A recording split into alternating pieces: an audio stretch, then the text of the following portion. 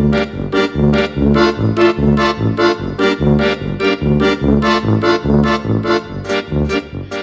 teman-teman, Assalamualaikum warahmatullahi wabarakatuh.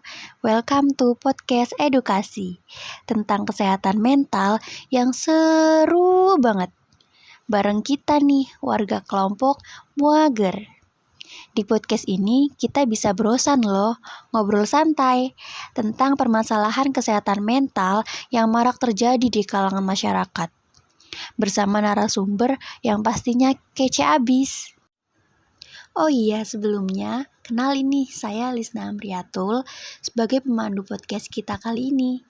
Udah ya, segitu aja kenalannya. Nah, teman-teman, kalian tahu nggak sih apa judul pembahasan podcast yang kita bahas kali ini? Enggak kan? Jadi, kali ini kita ambil judul Get to Know More About Schizophrenia. Kali ini kita kedatangan 4 narasumber yang paling kece dan cantik, yaitu Kamutia Firani, Kanabila Eka Darmayanti, Kak Alinda Indrianovana, dan Kak Dinda Hikmah Apriliana. Mereka adalah mahasiswi bimbingan dan konseling Universitas Indraprasta PGRI. Baik teman-teman, sebelum kita mulai berurusannya, alangkah baiknya kita sapa dulu kalian para narasumber kita hari ini. Halo Kak Mutia, Kak Nabila, Kak Dinda, dan Kak Alinda. Gimana nih kabar hari ini?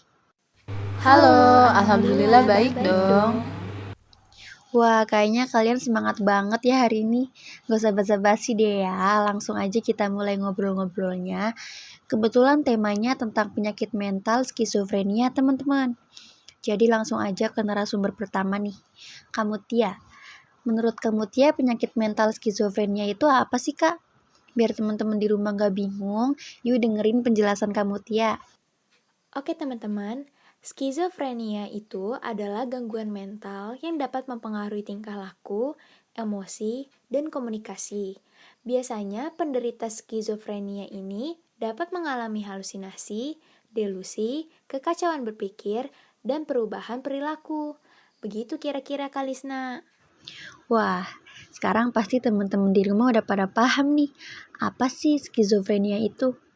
Tapi untuk faktor-faktor penyebab seseorang menderita skizofrenia itu sendiri, apa sih Kak? Mungkin dari Kak Nabila bisa bantu menjelaskan. Oke teman-teman, penyebabnya itu masih belum pasti nih. Umumnya dianggap terkait dengan lesi pada otak serta masalah genetika dan psikologis. Beberapa studi menemukan bahwa struktur otak dan sistem saraf pusat dari pasien skizofrenia berbeda dengan orang normal pada umumnya.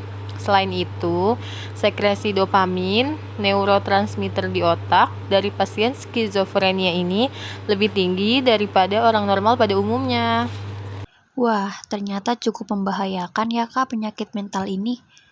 Terima kasih ya Kak Nabila sudah menjelaskan apa sih penyebab dari penyakit mental skizofrenia itu. Baik, selain dari penyebabnya pasti ada gejalanya ya kan? Menurut Kak Alinda nih, apa saja sih gejala dari penyakit mental ini? Baik teman-teman, para penderita penyakit mental skizofrenia biasanya menunjukkan satu atau dua jenis gejala, yaitu gejala positif, juga disebut sebagai gejala akut, merupakan pikiran dan indera yang tidak biasa, bersifat surreal yang mengarah ke perilaku pasien yang tidak normal. Gejala-gejala ini bisa kambuh, termasuk yang pertama, delusi, memiliki keyakinan yang kuat terhadap suatu hal tanpa dasar yang jelas, tetap teguh walaupun bukti menyatakan sebaliknya, dan tidak bisa dikoreksi dengan logika dan akal sehat. Misalnya, berpikir bahwa dirinya dianiaya, seseorang sedang mengendalikan pikiran dan perilakunya, atau berpikir bahwa orang lain sedang membicarakannya. Yang kedua ada halusinasi. Pasien merasakan sesuatu yang sangat nyata, yang sebenarnya tidak ada. Misalnya melihat beberapa gambar yang tidak bisa dilihat oleh orang lain, mendengar suara atau sentuhan yang tidak ada. Yang ketiga ada gangguan pikiran. Pikiran yang tidak jelas, kurangnya kontinuitas dan logika, bicara dengan tidak teratur, berbicara dengan dirinya sendiri atau berhenti berbicara secara tiba-tiba. Yang keempat atau yang terakhir ada perilaku aneh, berbicara dengan dirinya sendiri, menangis atau tertawa secara tidak terduga, atau bahkan berpakaian dengan cara yang aneh. Sedangkan gejala negatif juga disebut sebagai gejala kronis, lebih sulit untuk dikenali daripada gejala positif dan biasanya menjadi lebih jelas setelah berkembang menjadi gejala positif. Jika kondisinya memburuk, kemampuan kerja dan perawatan diri pasien akan terpengaruh. Begitu kira-kira Kalisna. Waduh, cukup mengerikan ya Kak Alinda gejala-gejalanya.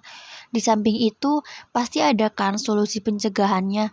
Nah, menurut Kak Dinda nih sekarang, apa sih pencegahan yang cocok untuk para penderita penyakit mental yang satu ini? Menurut saya, meskipun tidak ada tindakan pencegahan yang memiliki tingkat keberhasilan 100%, namun kemungkinan morbiditas dan kambuhnya penyakit ini bisa dikurangi dengan menghindari penyalahgunaan narkoba. Pilih metode yang sesuai untuk menghilangkan stres, menjaga pola pikir positif, dan luangkan waktu istirahat yang cukup untuk membantu menjaga kesehatan mental Anda. Wah, sangat membantu sekali nih solusi dari Kak Dinda. Terima kasih ya Kak Dinda sudah membantu para penderita penyakit mental di luar sana. Semoga teman-teman di luar sana bukan hanya penderitanya saja, namun semuanya dapat mencegah munculnya penyakit mental seperti skizofrenia ini. Karena skizofrenia merupakan penyakit mental yang tidak dapat disepelekan, teman-teman. Oke, setelah kita bahas skizofrenia cukup lama, saatnya kita undur diri. Terima kasih banyak untuk keempat narasumber kita kali ini. Semoga kita bisa terhindar dari penyakit mental seperti ini ya. Oke, cukup sekian ya teman-teman. Wassalamualaikum warahmatullahi wabarakatuh. Bye-bye.